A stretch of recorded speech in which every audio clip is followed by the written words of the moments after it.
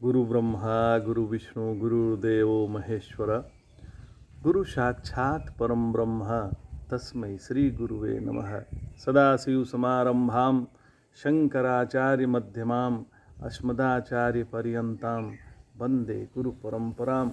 ओम श्री गुरुभ्यो नमः। ओम श्री परमात्मने नमः। हम लोग जनक याज्ञवल्क्य संवाद पढ़ रहे हैं जो बृहदारण्यक उपनिषद पर आधारित है एवं श्री गुरुदेव द्वारा लिखित है। हे राजन, गुरुदेव भगवान कहते हैं जीव ब्रह्म से भिन्न नहीं है। जीव जो है ब्रह्म से भिन्न नहीं है। जैसे आकाश में खुद आकाश का भेद कभी नहीं है। अब आकाश में कैसे भेद करेंगे? छोटा मच्छर हो या बड़ा हाथी हो,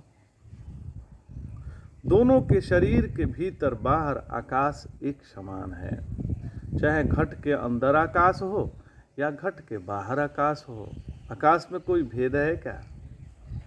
नहीं है।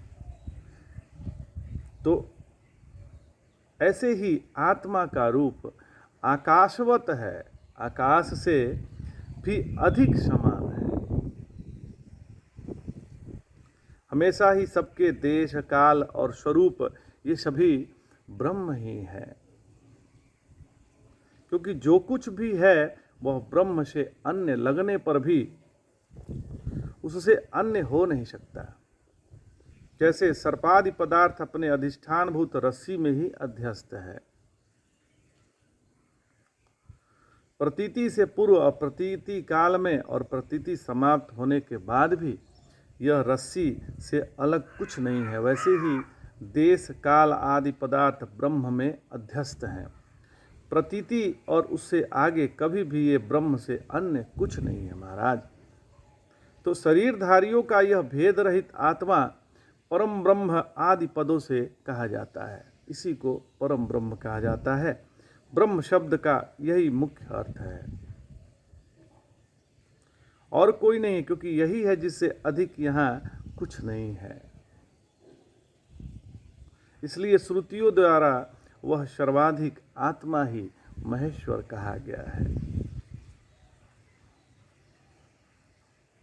सबसे अधिक होने के कारण ही उसमें किसी तरह का कोई भेद नहीं है।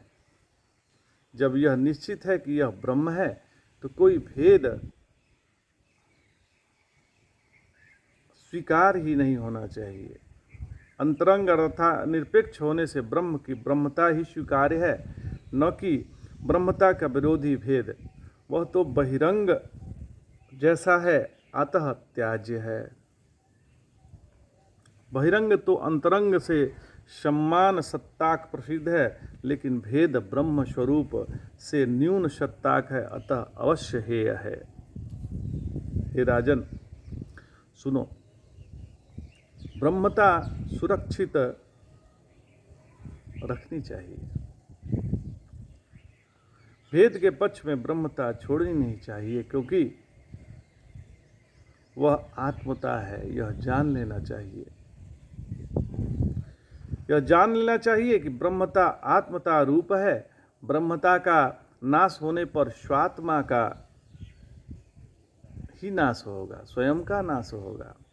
अतः यही अच्छा है कि भेद का ही हर तरह नाश हो। जो भेद बना रहे हैं उसी का नाश हो। अभिप्राय यह है कि ब्रह्म होना आत्मा होना एक ही बात है, क्योंकि दोनों का अर्थ एक व्यापक प्रत्यक ही है, एक ही है। भेद को स्वीकारने से व्यापक वस्तु ब्रह्म को तिलांजलि देने का मतलब होगा स्वयं अपने को नकारना, क्योंकि जो व्यापक नहीं होगा वह प्रत्यय भी नहीं होगा। जैसे घट, अतः भेद सत्यत्वादि न केवल ब्रह्मघाती वरन आत्मघाती भी हैं। वे तो नैरात्म्यवादी नास्तिक ही हैं। जो बुद्धिमान, कामुक और धन के लोभी होते हैं, वे भी कहा करते हैं कि अपने नाश की परिस्थिति आए तो बिना सोचे बाकी सब छोड़ देना चाहिए, ताकि अपने को बचाया जा सके। भेददर्शी बहिर्मुख लोग जब आत्मा से संबंध आत्मा माने जाते हैं, देहादि के विनाश के मौके पर उससे अन्य सब छोड़ने को तैयार हो जाते हैं, तो हम निष्काम लोग आज जब परम पुरुषार्थ मोक्ष प्राप्त करने का मौका है, तब जड़ इस भेद समूह को क्यों नहीं छोड़ेंगे। जब गौड़ात्मा के लिए सब छोड़ता लोक सम्मत है, तब मुख्यात्मा के लिए दुख रूप जड़ भेद छोड़ना चाहिए। इसमें कहना ही क्या है। जड़ को यदि किसी तरह नहीं छोड़ेंगे तो आत्मनाश होने पर उसका तो नाश होना ही है। इसलिए हमें उसे छोड़ ही देना चाहिए। बृहस्पति के शिष्य चरवाक या असुर लोग और उन्हीं की तरह परम मूर्ख लोग भी कहते हैं, स्वात्मा का देह का नाश हो जाने पर जगत का ही नाश हो जाता है। गलत कहते हैं। तो तब हम वैदिक लोग आत्मनाश से सर्वनाश क्यों नहीं कहेंगे। जब ऐसे लोग कहेंगे तो हम भी कह सकते हैं। हे राजन, अजड़ अर्थात चेतन साक्षी के बिना कोई जड़ सिद्ध नहीं होगा। जैसे सुसुप्ति आदि में मनोवृत्तियों का प्रवाह नष्ट हो जाने पर साक्षी रूप स्वात्मा नष्ट नहीं होता, वैसे ही जड़ का नाश होने पर भी अद्वय स्वरूप वाला ब्रह्म नहीं होता। अर्थात साक्षी के बिना साक्ष्य सिद्ध नहीं होता, लेकिन साक्ष्य बिना स्वप्रकाश आत्मा तो स्वतः सिद्ध है। इसलिए नेह नानास्ति श्रुति के अनुसार हम जड़ का भेद का ही त्याग करेंगे, ब्रह्म का त्याग करने वाले नहीं। किम च विचार्यमाण, यह भेद ब्रह्म में ग्रहण नहीं किया जा सकता, क्योंकि भेद रहित को ही ब्रह्म कहते हैं। जिसमें भेद नहीं है वो ब्रह्म है।